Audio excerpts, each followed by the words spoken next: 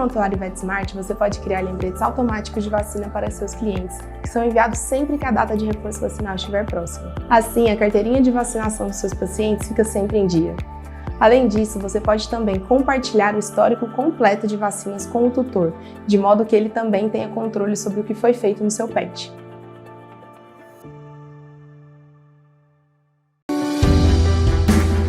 Mars apresenta Por que nos preocupamos tanto com qualidade? Aqui na Mars, o cuidado diário e extremo que tomamos com cada procedimento é que nos assegura a qualidade em tudo o que fazemos. Contamos com um processo muito rigoroso para a escolha de fornecedores, realizando visitas e auditorias periódicas. Ainda assim, 100% das nossas matérias-primas passam por um rigoroso processo de validação. Na Mars, não medimos esforços para alcançar a qualidade máxima de todos os nossos alimentos. E você sabe por que tomamos todo esse cuidado? Porque eles merecem. Para que possamos manter toda a gestão de segurança do alimento, contamos com controles em diversos estágios de produção que nos ajudam a realizar avaliações constantes e evitar qualquer tipo de contaminação. Na Mars, temos muito orgulho de poder contar com uma fábrica que cumpre rigorosos padrões de controle de processos, qualidade, segurança dos alimentos e impactos ambientais, seguindo conceitos de qualidade total. Mars, qualidade sempre em primeiro lugar.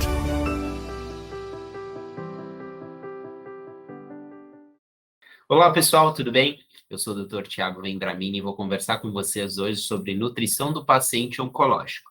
Então, inicialmente, pessoal, a gente começa, fazendo uma introdução sobre as... Como introdução, eu gostaria de conversar com vocês que as neoplasias, elas vão influenciar por completo na qualidade, na perspectiva, quanto que esse animal tem de sobrevida, obviamente, Uma das principais causas de morte não acidentais que a gente tem nos animais de companhia hoje em dia é justamente as neoplasias, tá?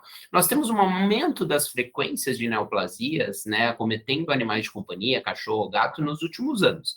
Isso é devido à longevidade, ou seja, esses animais, eles vivem mais, eles têm maior tempo de vida nas condições atuais. A gente fez avanços muito sérios nos cuidados dos animais, isso vai desde tratamento, desde a própria nutrição, então esses animais vivem mais por causa do avanço da nutrição e, por consequência, também das ferramentas de diagnóstico. Então, quando a gente fala do câncer, o câncer ele vai acometer animais de companhia, principalmente, a grande maioria, em fases posteriores de vida. Quando eu falo isso, nas fases finais de vida. E justamente se a gente aumentou isso, os animais vivem mais, teoricamente a gente tem um maior número de diagnósticos.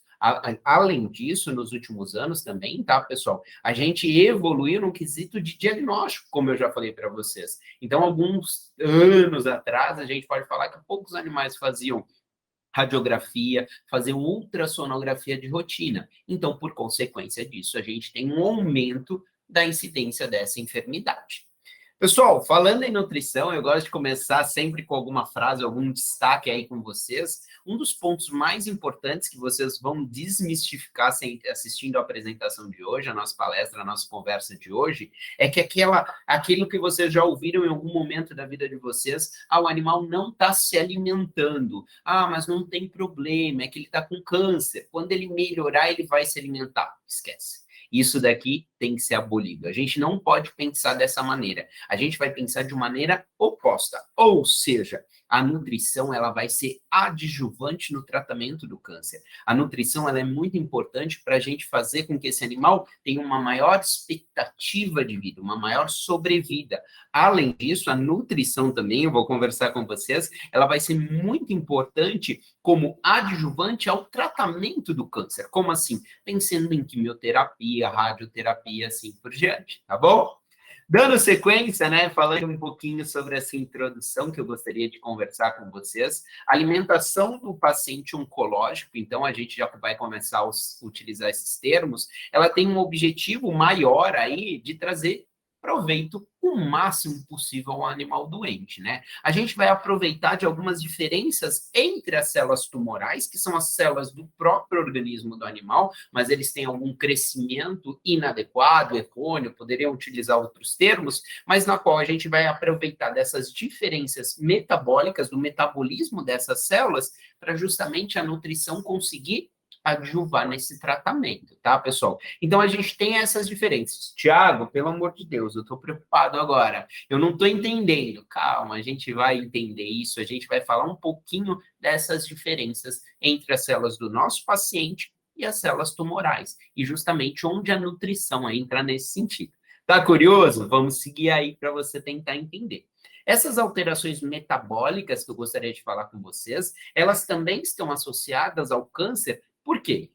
Muitas das vezes nós temos alguns sinais clínicos, né? Antes do aparecimento desses sinais clínicos, nós já temos um crescimento tumoral e já há diferença entre esse metabolismo dessas duas unidades, as células do paciente e as células tumorais. Tiago, segue aí que eu não estou entendendo muito bem. Vamos tentar entender. Primeiro ponto, eu já vou chegar lá naquelas consequências, na alteração de metabolismo, diferença entre metabolismo, mas um dos pontos de maior importância que eu gostaria de conversar com vocês é sobre a caquexia, tá, pessoal? O que seria a caquexia? A gente fala bastante sobre a caquexia do câncer, tá, pessoal? Caquexia, né? A gente sabe que muitos dos animais, quem aí já fez estágio, trabalha ou atua nessa área de paciente oncológico, percebe que muitos desses animais chegam com uma condição corporal inadequada, chegam com uma perda de condição corporal ou perda de massa magra, vamos falar assim.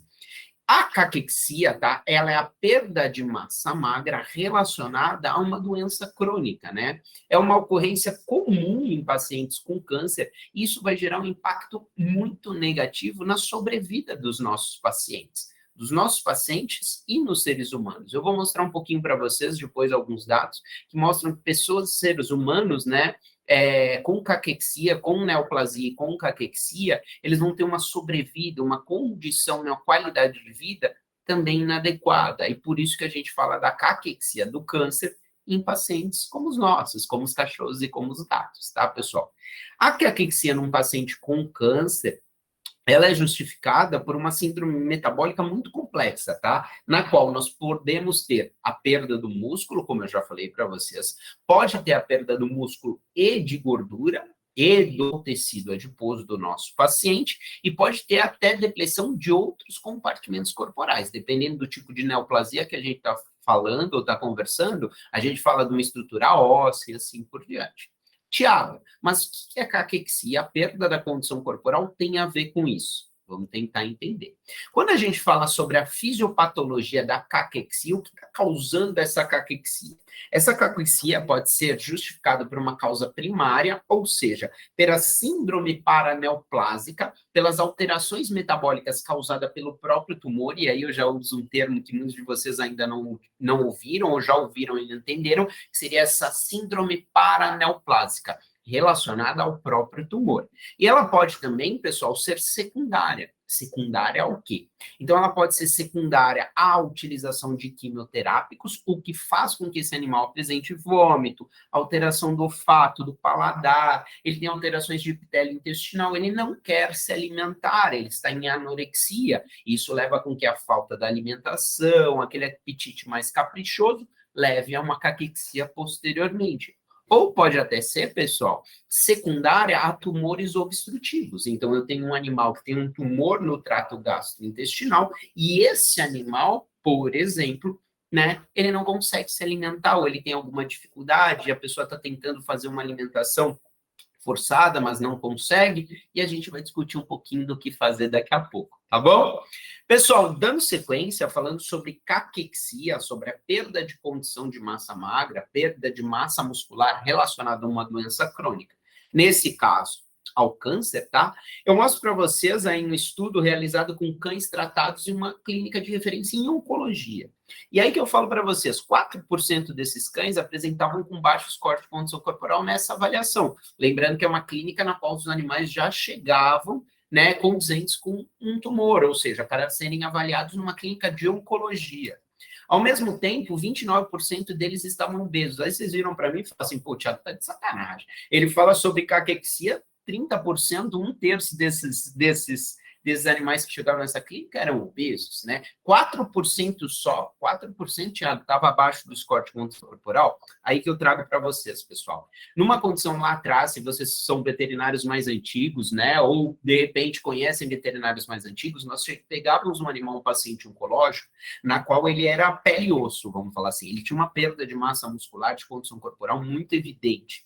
Porém, nos últimos anos, a gente modificou, nós temos quase 40%, 50% dos animais obesos. Então, o que acontece? Esse paciente que chega, né, diagnosticado com um tumor, né, com um câncer, na verdade, pessoal, ele, na maioria das vezes, ele pode não estar caquético, mas ele começa a apresentar perda de peso. Então, é aquele animal que fala assim, ó, nos últimos meses ele perdeu muito peso, doutor. Olha, ele tem uma perda significativa de musculatura, doutor, nossa, ele era forte, agora ele está muito magro. Então, às vezes, ele está até obeso, ó, 30% eram obesos, mas ele vem numa curva de perda de condição corporal. Consegue me entender?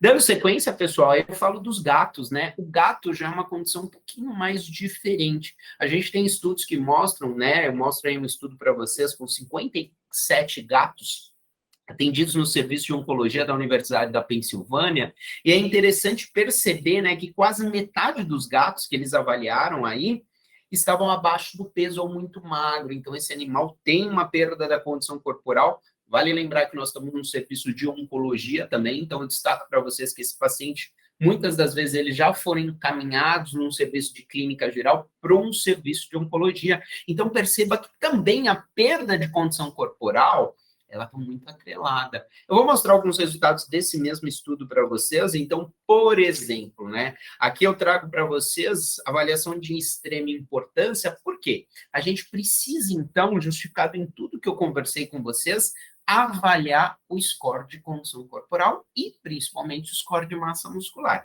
Isso é uma recomendação do Thiago Vendramini? Não. É uma recomendação dos principais especialistas e falando também da Associação Mundial de Pequenos Animais, né? Então, são diretrizes da importância de você ter um animal avaliando condição corporal, ter um animal avaliando massa muscular sempre. Porque a partir do momento que você começa a avaliar uma perda, você fala assim, opa, essa perda pode ser por algo, pode ser por alguma doença. E aí, hoje em dia, nós temos ferramentas de diagnóstico para antecipar o diagnóstico com câncer. Conseguiu me entender? Bom, pessoal, só para vocês terem uma ideia, né, o que eu gostaria de falar para vocês aqui, só mostrando a necessidade de uma avaliação para essa mudança ao longo do tempo, que é o que eu acabei de relatar para vocês, mas só para vocês terem uma ideia, nós temos aí uma avaliação que mostra o seguinte, pessoal. Doutora Freeman traz para nós o que é a caquexia. A caquexia é a perda de massa corporal, de massa magra, relacionada a uma doença crônica. Tiago, você já falou isso? Sim. Entre doenças crônicas, pode ser um animal com cardiopatia, doença renal crônica, mas pode ser um paciente com câncer, que é o nosso objetivo. Porém, pessoal, a gente tem que ter uma diferença com a sarcopenia. Tiago, minha cabeça bugou agora. Caquexia, sarcopenia. Caquexia, perda de massa muscular relacionada a uma doença crônica. Sarcopenia, perda de massa corporal relacionada ao envelhecimento. Mas, Thiago, na maioria das vezes o paciente com câncer, ele também está num período de senilidade. Sim. Então, o que acontece? Às vezes, num paciente com câncer, essas duas condições estão concomitantes. Então, a perda de massa muscular, ela é muito mais exacerbada. Por que ocorre a perda de massa muscular num paciente com idade avançada? E isso é uma condição normal. Nós, a partir dos 30 anos de idade, começamos a apresentar perda de massa muscular. Por quê? Porque nós temos alterações, né? Desde inervação, redução dos hormônios anabólicos, aumento dos hormônios catabólicos, uma inflamação crônica constante, às vezes considerada pela obesidade.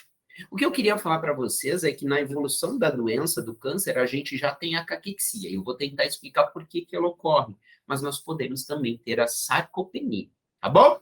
Certo? Bom, pessoal, então aí bem rapidamente, né, muitas das afecções associadas à perda de massa muscular são mais comuns nas idades avançadas, não só o câncer, mas, por exemplo, a doença renal crônica também que a gente vê.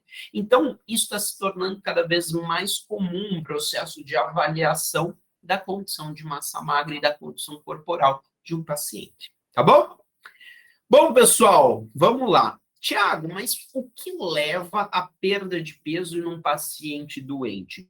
Por que às vezes eu faço um programa de emagrecimento, eu quero que ele perca a condição corporal, porque ele precisa emagrecer, e de repente um paciente que está obeso, mas está com câncer, eu tenho essa preocupação. Vamos lá. O que acontece, pessoal? Quando a gente tem uma doença aguda, mas aqui falando de uma doença crônica, a gente vai ter alteração, né, uma modulação, uma alteração das vias como um todo, das concentrações de vários mediadores, de várias citocinas, de várias catecolaminas, cortisol, insulina, glucagon, fator de necrose tumoral, interleucinas, são várias citocinas, e muitas delas inflamatórias, que vão alterar a capacidade do próprio organismo responder à adaptação.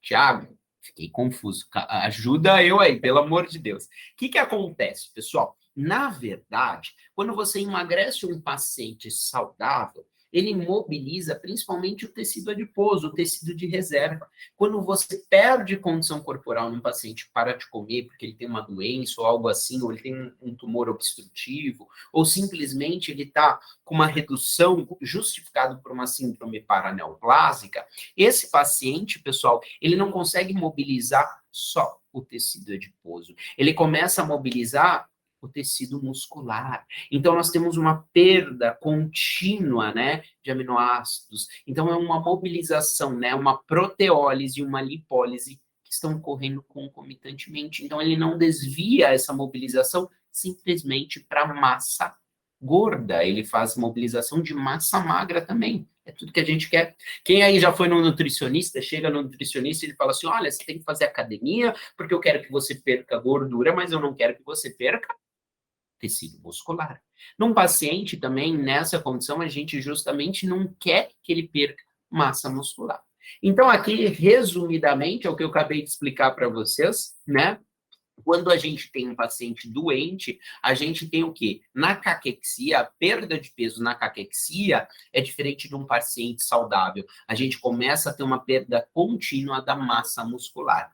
Quando a gente quer conservar essa massa muscular, isso que a gente pretende, isso que a gente deseja. Tiago, mas conservar a massa muscular, por que isso é tão importante, Gatos? Vamos lá. Vamos tentar entender um pouquinho. Se a gente falar desse impacto, dessa perda da massa muscular em humanos, eu falei para vocês que eu ia contar isso para vocês. Esses dados são de humanos, tá, pessoal? Nós temos aí que 2/3 dos pacientes, né, são dados que variam muito, dependendo da referência, doentes com câncer, né, eles se apresentam caquéticos no momento do óbito, né, infelizmente.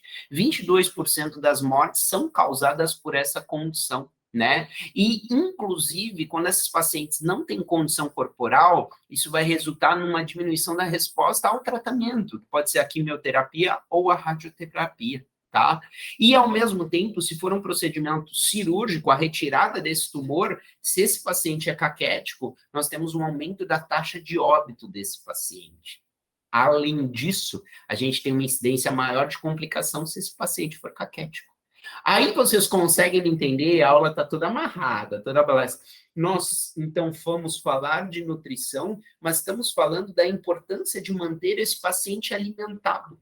Que ele não pare de se alimentar justamente para não entrar numa caquexia. Então, a gente quer manter esse paciente com a condição corporal, com a massa muscular adequada. Não é aquela frase que eu coloquei no começo para vocês, é que ele está com câncer, mas assim, vamos tratando, depois ele volta a se alimentar. Não. A gente precisa manter esse animal se alimentando.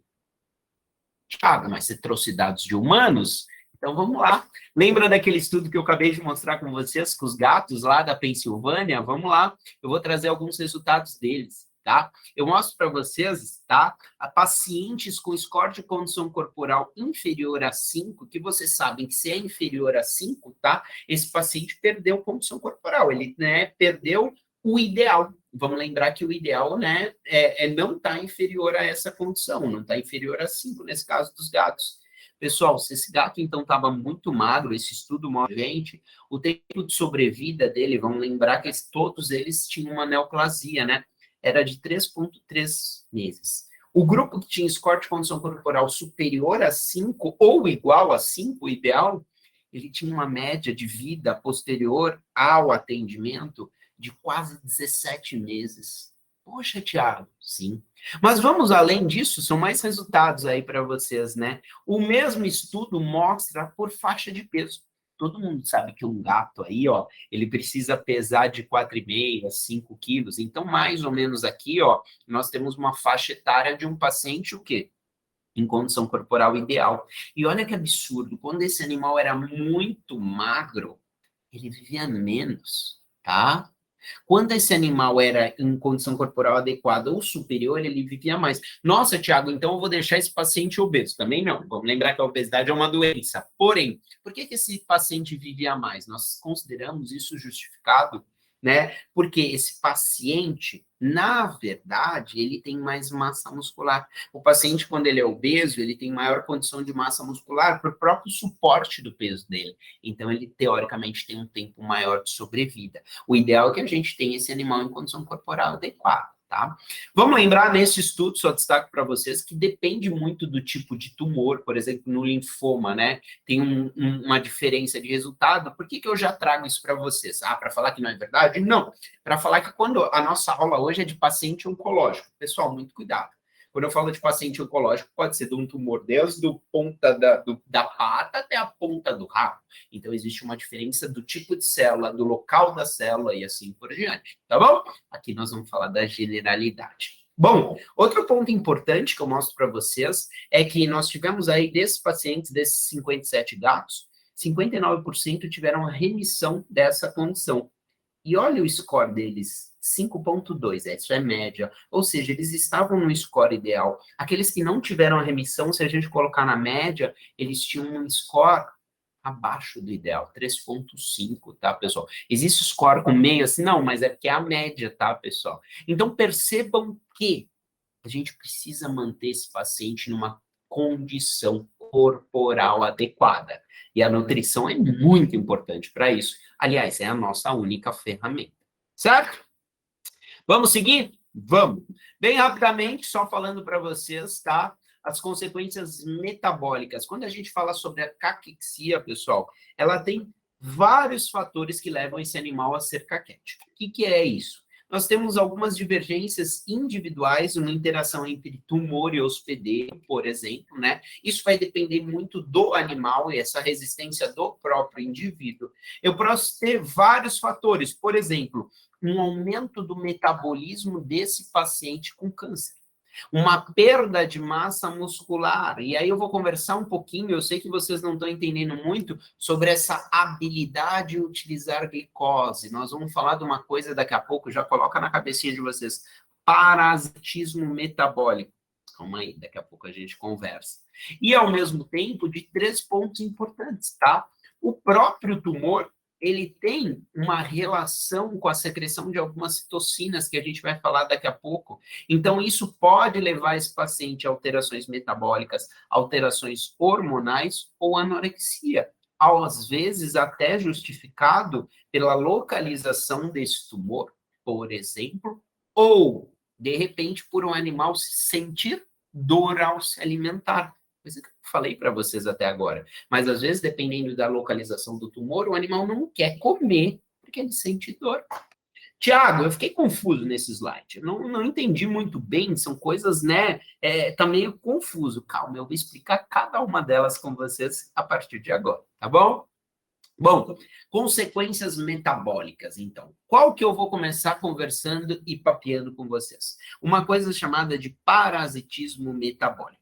Vou dar uma pausa aqui e vou falar para você. Essa pausa é para falar o seguinte, relembrar o que eu já falei.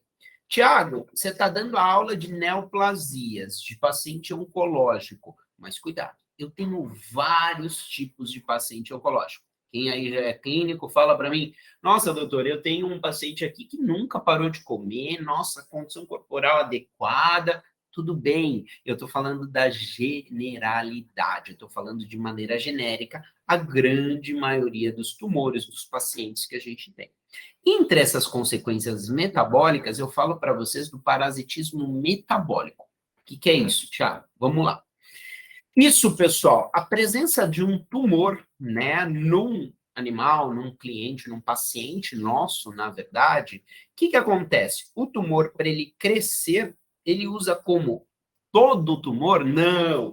Alguns tipos de tumores, algumas células tumorais. Isso também é teorizado. A gente precisa de várias comprovações científicas e justificadas na própria medicina veterinária, tá, pessoal? Então, eu estou trazendo o que a gente tem como uma discussão geral nas condições atuais. O que a gente fala? Para esse paciente, para esse tumor crescer, tá? O que ocorre? Nós temos um combustível energético, ele precisa de combustível para continuar crescendo, certo? E as células tumorais, elas na maioria das vezes, dependendo do tumor, dependendo do paciente, dependendo da condição, ela, na maioria das vezes, ela vai utilizar glicose, pessoal. Nossa, ela vai utilizar glicose, Thiago? Sim, tá? Então, o que acontece?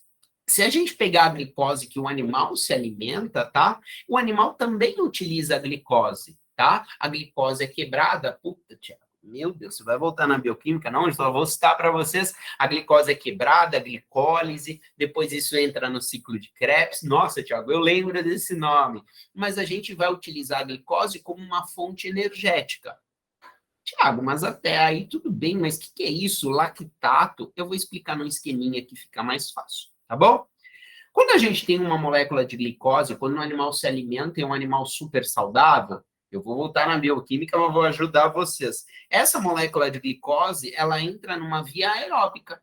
Lembra disso? Não, não lembra? É uma das vias que a gente tem, tá, pessoal? Na qual ela vai ser transformada em piruvato, e vai entrar no ciclo de Krebs. Desculpa aí, tá? Tá errado, é ciclo, é um errinho aí, peço perdão para vocês.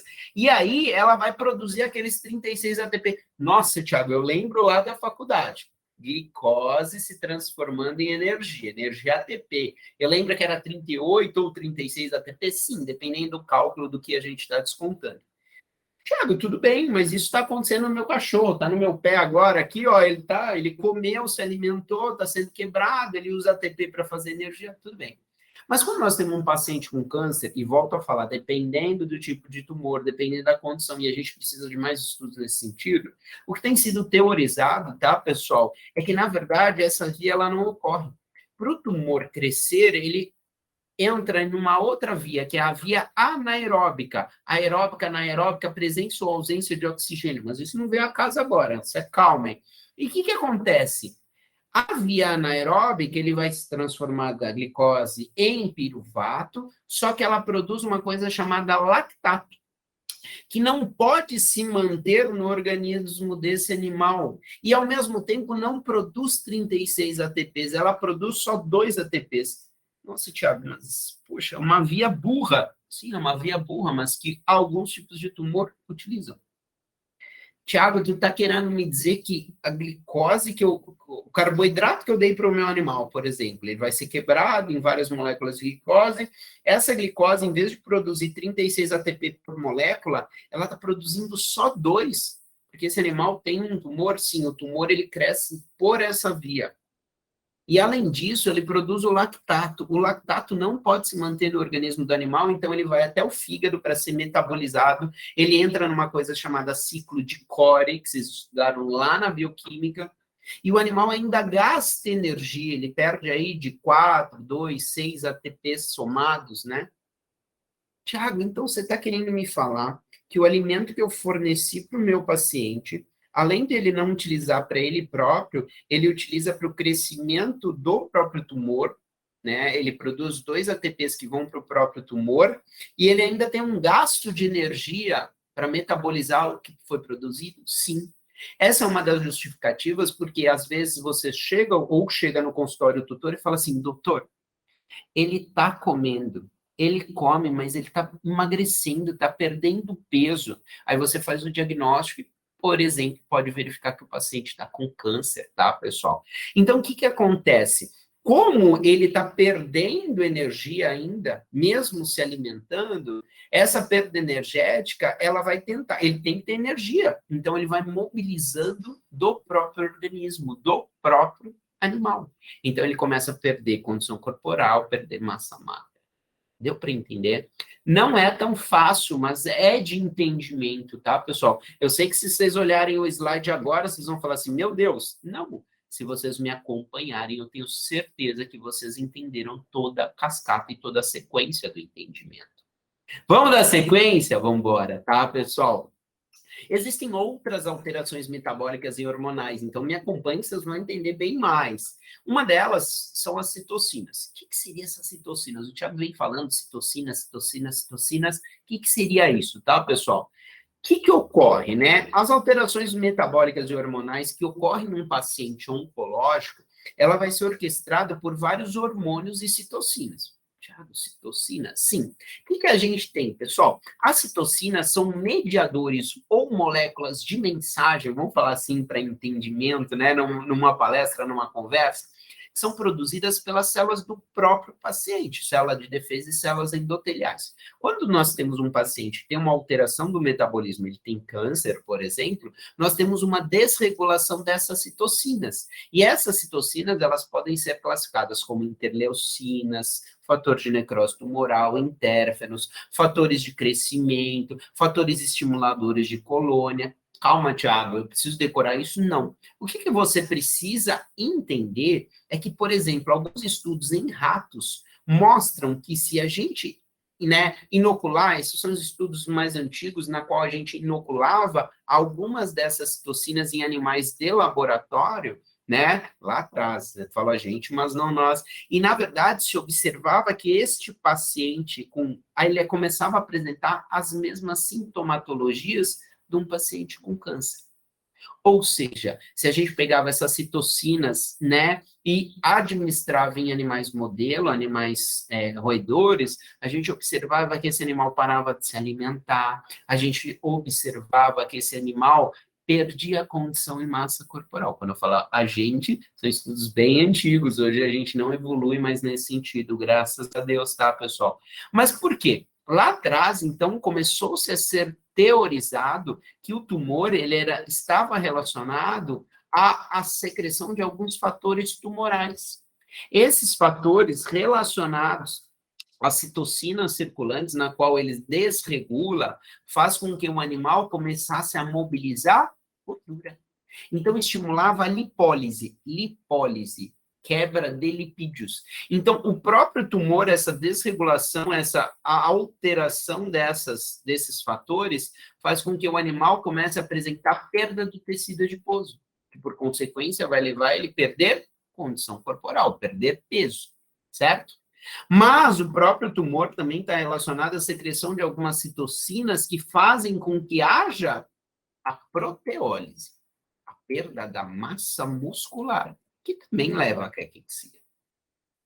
Além disso, estas citocinas, né, esses fatores relacionados ao próprio tumor, geram uma resposta inflamatória no próprio paciente, obviamente, né, que a gente percebeu a qual estava relacionada essas citocinas. E esse paciente, estas citocinas, né, que estão alteradas e estão circulantes, que a gente fala que são citocinas pró-inflamatórias e caquexantes, ou seja, que levam a uma inflamação e a caquexia do nosso paciente, por exemplo, fator de necrose tumoral, interleucina 1 e interleucina 6, pessoal, elas também vão atuar diretamente no cérebro do nosso paciente, em várias vias metabólicas, diminuindo o apetite.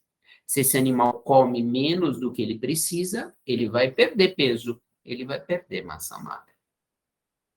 Tiago, então, além do tumor ter algumas vezes aquele crescimento pela glicose, né, por uma via diferente da tradicional, além desses fatores tumorais, além de uma resposta inflamatória, tudo isso leva à condição do nosso paciente, sim, com toda certeza, tá?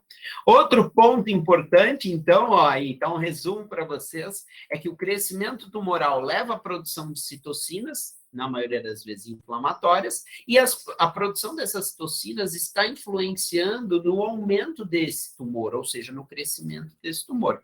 Por consequência, aqui é um resumo de tudo que eu já expliquei para vocês, nós temos uma proteólise, que é a degradação da massa muscular, e a gente também tem uma anorexia.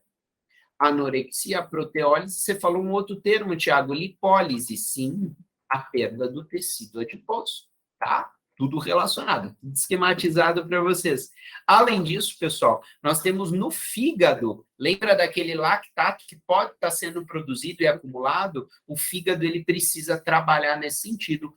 Tem o ciclo de Cori, na qual a gente precisa metabolizar esse composto. Então, aqui é um resumo do que pode estar ocorrendo, dependendo do tipo de tumor, dependendo do animal, num paciente oncológico, tá? Além disso, pessoal, tudo isso leva ao estímulo da síntese hepática de glicoproteínas reativas. Então, aí listada para vocês. Essas, né, elas custam, né, elas operam às custas de outras proteínas sintetizadas pelo fígado. Por exemplo, a albumina. Por isso que a gente pode ter algumas alterações nestes compostos também. Certo? Vamos dar sequência? Vamos. Anorexia, pessoal, não é só fatores tumorais, citocinas inflamatórias, não é só ciclo de Cori, lactato, tudo que eu já conversei com vocês. A gente vai lá no básico agora, falando sobre o quê? Anorexia, pessoal, é um dos fatores mais comuns que a gente observa num paciente com câncer, tá? Por quê? Ela é ocasionada pela liberação das citocinas, que vão diminuir o apetite, tá? E o que acontece? Agora eu já começo a entrar mesmo como que a gente vai trabalhar, o que a gente vai fazer. Num paciente oncológico, então, se esse animal está em anorexia, pessoal, a gente vai pensar muito em fazer o seguinte: vamos deixar um alimento mais palatável possível, mais palatável possível. Vocês conseguem me entender? Justamente para esse animal ter atração ao consumo disso, tá? Outro ponto importante que eu já antecipei para vocês é que, às vezes, esse paciente ele está passando por uma quimioterapia, por exemplo. Às vezes, ele tem uma diminuição de papilas gustativas, funcionais, alteração de olfato, ele não está sentindo gosto nem cheiro. Então, ele não quer se alimentar. E um último ponto que a gente tem que ter essa importância, ele muitas das vezes sente dor ao se alimentar, dependendo da localização do tumor. Então, nós temos que fazer o seguinte: esse alimento tem que ter um perfil muito diferente e ele tem que ser muito palatável, tá, pessoal? Um fator a se considerar, e aí eu entro nesse quesito de dor, de obstrução, é a localização do tumor. Pode existir um efeito mecânico, ou seja, esse tumor está obstruindo. Como assim? Se eu tiver alguns tumores em cavidade oral, esse animal vai ter disfagia e odinofagia. Tiago, que porra é essa? Dor ao comer ou dificuldade de engolir mesmo. Isso faz com que esse animal não queira se alimentar, certo? Isso vai levar à anorexia. Outro ponto importante, eu posso ter alguns tumores gástricos e intestinais, sim ou não? Esses tumores levam à diminuição da capacidade desses órgãos, atrofia das próprias vilosidades, dependendo de onde está localizado, e obstrução, tá, pessoal? Então, o que acontece? O animal, ele come, mas come pouquinho, o animal não quer se alimentar, o animal não consegue, aquilo retorna porque aquilo está obstruindo, tá bom?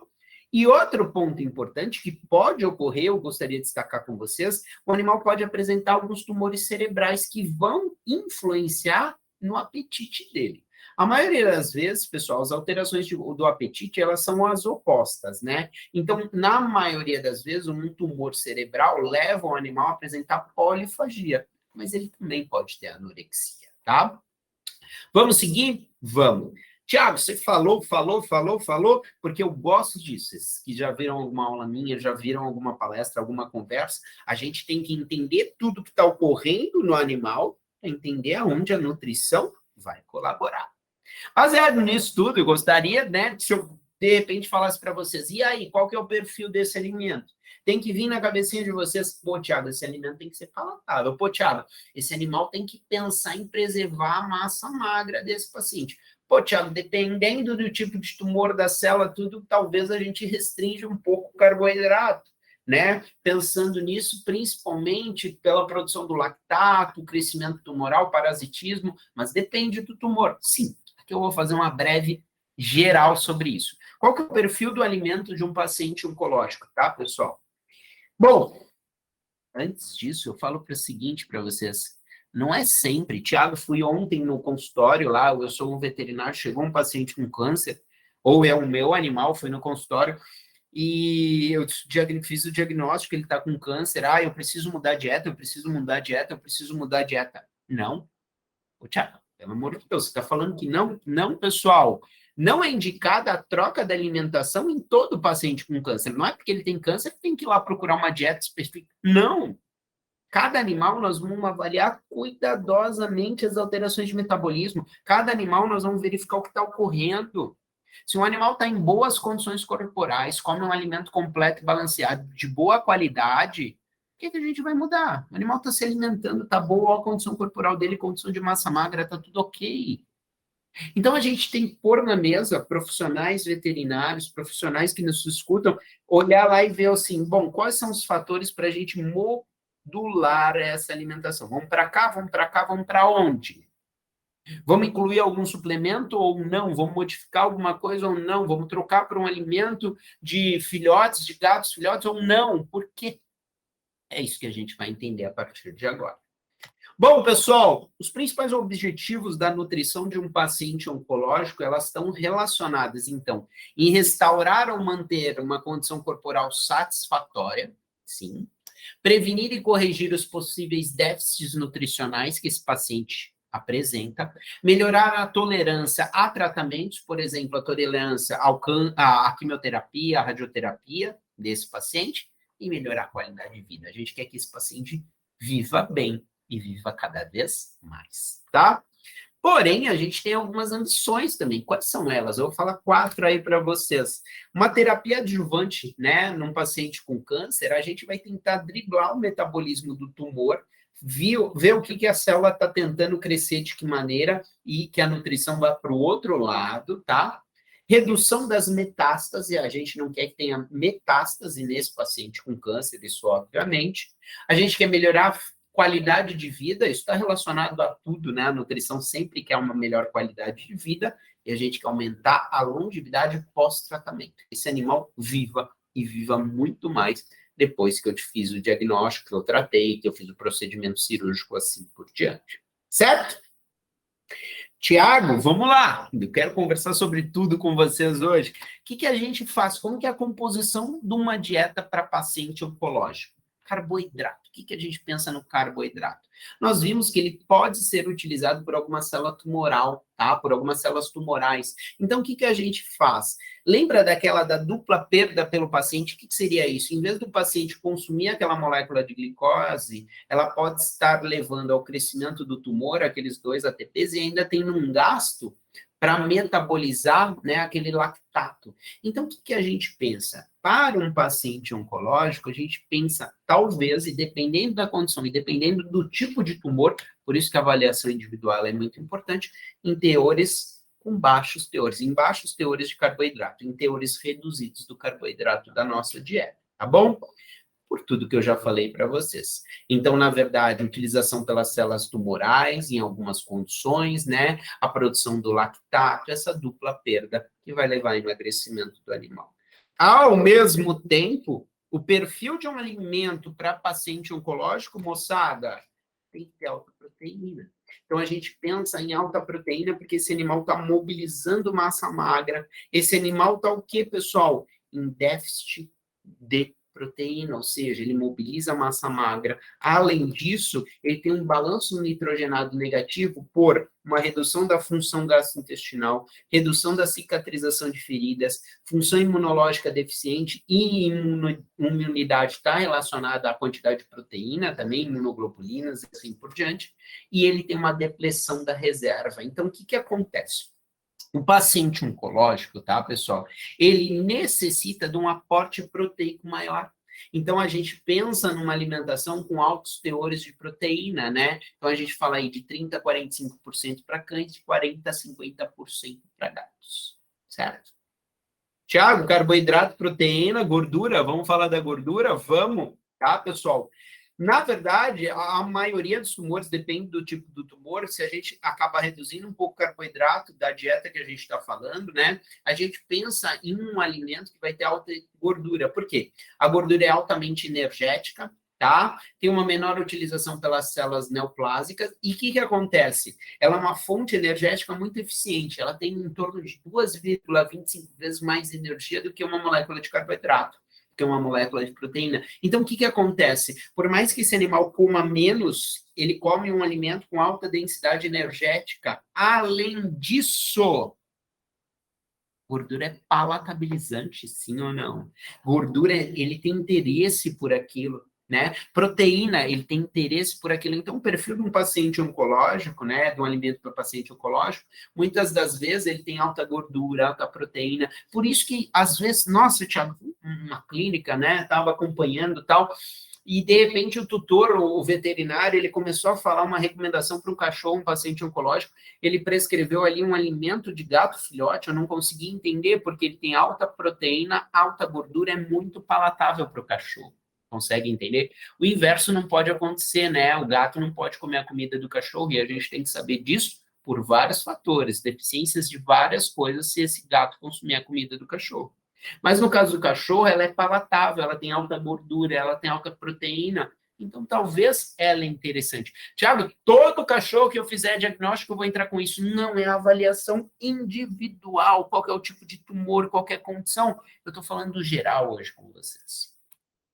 Dando sequência, tá, pessoal? Fibras. A fibra é interessante num paciente que está em um paciente oncológico, né? Pessoal, a gente tem que lembrar que a fibra, né, é um nutriente importante para a manutenção do trato gastrointestinal, né? Então, o que acontece? Eu não posso ter altas quantidades de fibra, tem que ser um alimento de boa qualidade, tá? Que tenha uma condição adequada de fibra para a manutenção do trato gastrointestinal, para a manutenção das células do trato gastrointestinal e para a manutenção de uma microbiota. Vamos lembrar que, às vezes, um paciente oncológico está consumindo, está utilizando, na verdade, de uma quimioterapia. E a gente pode ter uma alteração, um desequilíbrio dessa microbiota, né? Então, a gente pode ter uma disbiose que a gente utiliza. Então, ter fibras nesse alimento vai fazer com que a gente consiga manter o trato gastrointestinal utilizado e condizente com a saúde do nosso paciente. Certo? Pessoal, eu dei regrinha, coloquei aí para vocês, mas vocês amam regrinha. Tiago, eu quero saber de números, qual que é a porcentagem, quanto de proteína tem que ter, quanto de trato etéreo. Tá aí mais ou menos uma regrinha. Essa regrinha, ela não é verdadeira, porque ela vai variar dependendo do tipo de tumor do animal e da condição que a gente está falando, tá bom? Mas como vocês amam, segue aí para vocês. Bom, vamos dar sequência? Vamos seguir? Vamos? Então, o que acontece? O que eu falo para vocês sobre nutracêuticos? E o futuro da nutrição está aqui. A gente não pensa só nos ingredientes, nos nutrientes, né? Hoje, pensando nos nutrientes básicos, gordura, proteína e assim por diante, a gente pensa nos nutracêuticos. O que seria isso, tá, pessoal? Produtos que contêm um ou mais ingredientes biologicamente ativos, né? Que a gente isolou ou purificou, e a gente acaba incluindo no próprio alimento para justamente, ou como um suplemento adjuvante, para justamente beneficiar alguma condição desse paciente. Aí eu listo alguns para vocês, mas eu vou conversar sobre vários deles. O primeiro, obviamente, que vocês já ouviram falar, é do ômega 3. O ômega 3 ele é importante para a inibição da carcinogênese, do crescimento desse tumor, e para a redução da metástase. Então, a disseminação metastásica, ela foi verificada como reduzida em animais modelos, né, em roedores, na qual, quando utilizado o ômega 3. O ômega 3 reduz aquelas citocinas que eu falei para vocês, estão as mesmas aí. Ele tem efeito anti-inflamatório e imunomodulador. Ou seja, Tiago, ele é um nutriente muito legal para o paciente com câncer. Sim, ele vai inibir aquele fator indutor de proteólise e fator indutor de lipólise. Tiago, o que é isso? Eu não lembro. Está aqui. Lembra desse esqueminha que eu mostrei para vocês? Lembra? O ômega 3 ele vai entrar aqui, ó. Ele vai inibir os fatores tumorais relacionados à lipólise, à mobilização do tecido adiposo, a mobilização da proteína da massa muscular, e ele vai reduzir as citocinas inflamatórias também. Legal? Super legal, tá, pessoal? A dosagem que a gente utiliza, eu já vou falar para vocês, mas aí tá só um exemplo para vocês, né? Eu vou trazer sobre dosagem, mas aqui é um estudo que foi desenvolvido na qual se tinham 2 dietas, comparou-se 32 com linfoma, tá? Separou-se em 2 grupos, esses pacientes utilizavam de uma quimioterapia, né? A doxorubicina, nesse caso, e a gente fazia uma associação do óleo de peixe, que é a fonte de ômega 3, mais a arginina. E olha que bacana, o grupo que consumiu o óleo de peixe substituindo o óleo de soja, ou seja, uma fonte de ômega 3, ele teve maior sobrevida e redução o quê? Do lactato, aquele lactato que eu mostrei para vocês, que ele está sendo relacionado a crescimento tumoral. Lembra disso, do parasitismo metabólico? Então, é mais ou menos isso. Dose, Thiago. Na verdade, a gente não tem muito estudos que avaliam dose de ômega 3 específica para paciente oncológico. Paciente oncológico, a gente precisa de muito mais estudo, muito mais investigação, tá? Mas é muito difícil relacionar e realizar um estudo com paciente oncológico. A gente tem algumas doses que a gente traz de outras enfermidades, por exemplo, de doenças cardiovasculares, tá? Então, a gente traz essas recomendações, mas elas não são específicas para pacientes oncológicos, certo? Vamos seguir, vamos falar de outra coisa, vamos falar da arginina, tá? A arginina é um aminoácido essencial, ele está incluído num alimento comercial, ele é importante para cicatrização e, além disso, nós temos estudos com humanos que mostram estimulação do sistema imune e redução de crescimento tumoral e das metástases, também em roedores. Então, é super interessante. Vamos lembrar que esse estudo que eu já mostrei para vocês, ele utilizava ômega 3 e a arginina. Então, é uma recomendação a inclusão de arginina, tá? Aí eu trago para vocês uma recomendação, eu não gosto de ficar falando sobre recomendação, sobre dose, porque é necessário uma avaliação individual do paciente, uma condição individual. Além disso, quando você fornece um alimento, nós já temos estes ingredientes na maioria dos alimentos comerciais. Então, ali já existe, né? A grande maioria dos nossos produtos hoje em dia já tem ômega 3, já tem arginina, que ela é essencial, ela tem que ter. Então, é mais ou menos isso. Outro que eu vou conversar com vocês é a glutamina, tá? Na verdade, a glutamina ela é condicionalmente essencial e nós sabemos que existe uma depressão de glutamina, uma redução em pacientes críticos. E ela é muito importante para a manutenção do trato gastrointestinal e para o sistema imune. A gente sabe que esse aminoácido, pessoal, ela é uma das principais fontes de energia para a célula da mucosa intestinal, ou seja, para manter a integridade da mucosa intestinal. E você vira para mim e fala assim, mas Tiago, tem a ver mucosa intestinal? A aula não é sobre alteração de trato gastrointestinal. Tem a ver que o paciente com câncer, na maioria das vezes, ele pode estar utilizando de uma quimioterapia. E aí a gente vai ter alterações da integridade dessa mucosa intestinal e da microbiota ali residente. Certo? Pessoal, vamos seguir. Eu gostaria de falar com vocês sobre antioxidantes, mas aqui é uma discussão ainda, né? Não há um consenso sobre isso. O que acontece? O antioxidante são substâncias com capacidade de preservar a integridade estrutural ou função de moléculas, na qual, quando nós temos um radical livre, nós temos um dano celular, um dano ao DNA, o que pode levar, inclusive, ao aparecimento de alguns tipos de tumor, tá? Por que essa questão do antioxidante ela é meio ambígua? Porque, na verdade, nós temos alguns tratamentos, por exemplo, a quimioterapia, a radioterapia, que alguns dos fármacos, né, vão se utilizar, vão matar, o termo mata, né, não é correto, as células tumorais por um dano oxidativo. Então, na verdade, se a gente está fornecendo um antioxidante, a gente tem que ter um cuidado da conversa com o oncologista para saber qual é o fator que ele está utilizando, qual que é o objetivo do tratamento, qual que é o tratamento, qual que é o fármaco e onde a nutrição pode conversar com ele. É por isso que eu quero falar para vocês, não é assim, vou pegar a aula do Tiago, vou seguir a regrinha, não. Qual tipo de tumor, como, de que forma? Deixa eu conversar com o oncologista, qual que é o tratamento que ele prevê? Ele vai fazer químio? Qual que é o tamanho do tumor? Qual que é a célula? Como que estão os exames do nosso paciente? É isso que eu quero que vocês entendam. Pessoal, dando sequência, tá? Eu mostro um estudo de 2011 para vocês, que mostra o seguinte, moçada. 14 cadelas, tá? Elas estavam em tratamento, tá? Com esses 2 fármacos que estão citados com vocês, e um dos grupos consumia antioxidantes naturais. Então, vitamina C, vitamina A, vitamina E e vitamina D.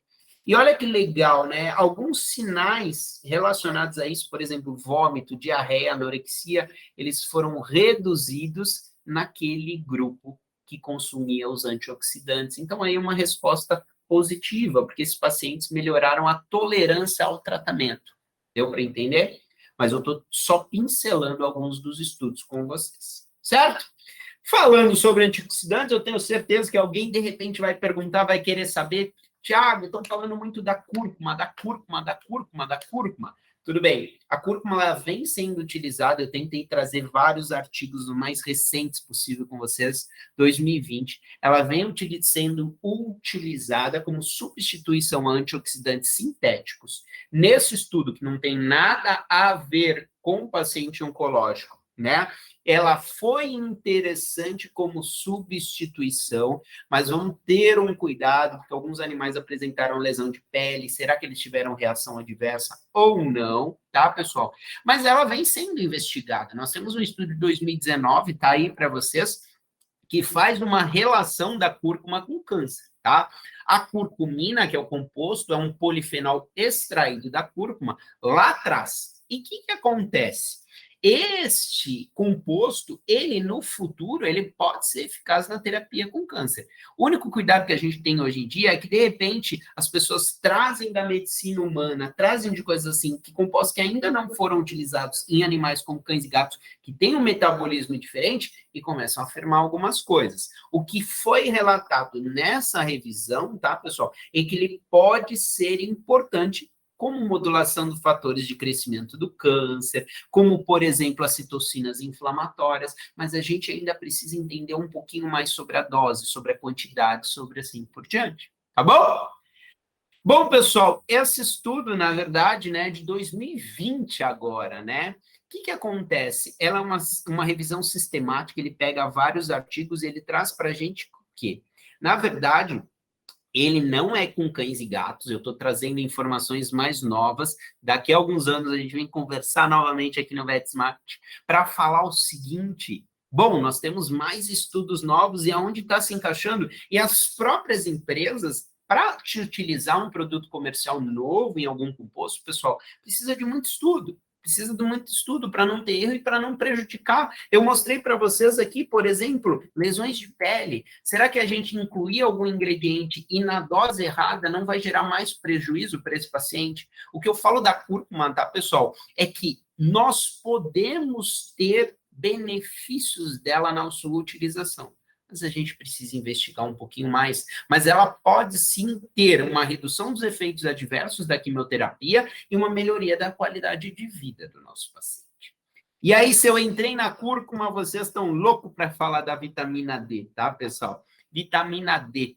A gente sabe que ela é essencial para cães e gatos. A gente não consegue, né? A gente não, esses animais não conseguem sintetizar pela radiação solar, né? A gente tem calcidiol, calcitriol, né? Esses compostos sendo alterados. Nosso objetivo não é de falar sobre vitamina D. Vocês querem saber, Tiago, vitamina D e câncer. Então, vamos lá. Tá? Em 2016, pessoal, existe sim esse estudo que mostra que existe um risco relativo de câncer aumentado quando nós temos uma diminuição das concentrações do 25-hidroxi, ou seja, relacionado à vitamina D, tá?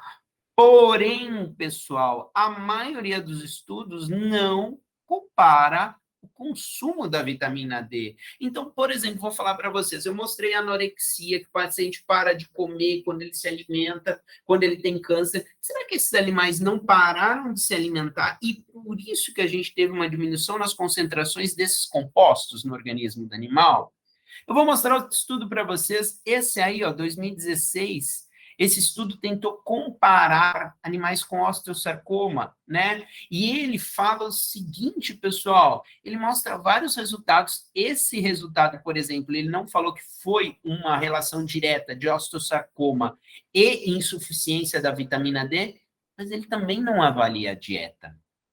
Aí, por exemplo, eu trago um estudo de 2017, o que acontece? Ele mostra que existe uma relação entre câncer e um metabolismo alterado da vitamina D. Ou seja, pode existir uma relação, mas não uma relação com a ingestão da vitamina D. Ou seja, por mais que a gente ia lá e dava mais vitamina D, nós não conseguimos resolver o problema de metabolismo alterado da vitamina D. Tiago, então você é contra ou você é a favor? Moçada, eu sou o seguinte, a gente precisa estudar bastante sobre isso.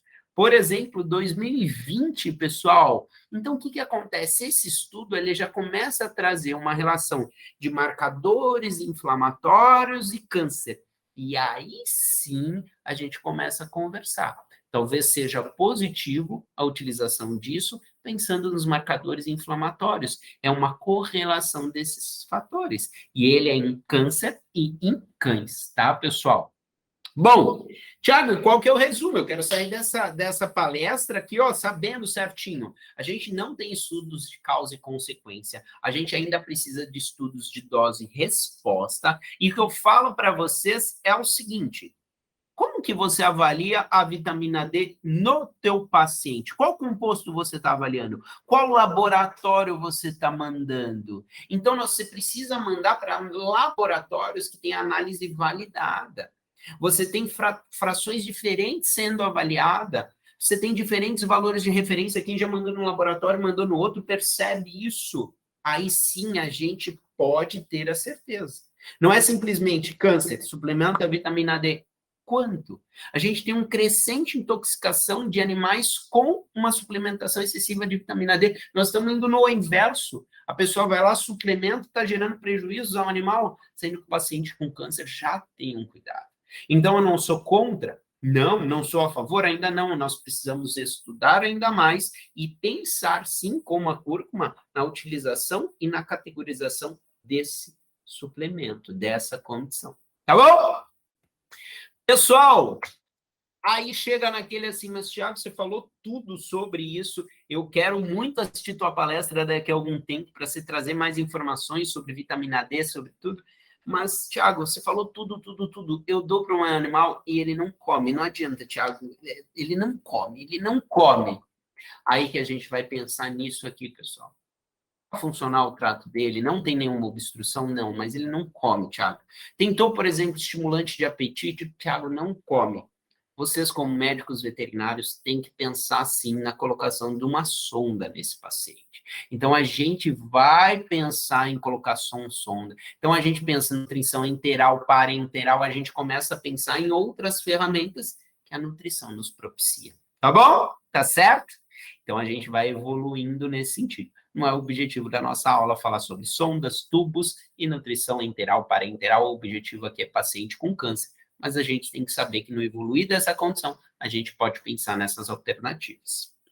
Bom, dando sequência, eu só queria falar para vocês, para a gente finalizar já, pessoal, de uma relação de obesidade e neoplasia. Ela existe?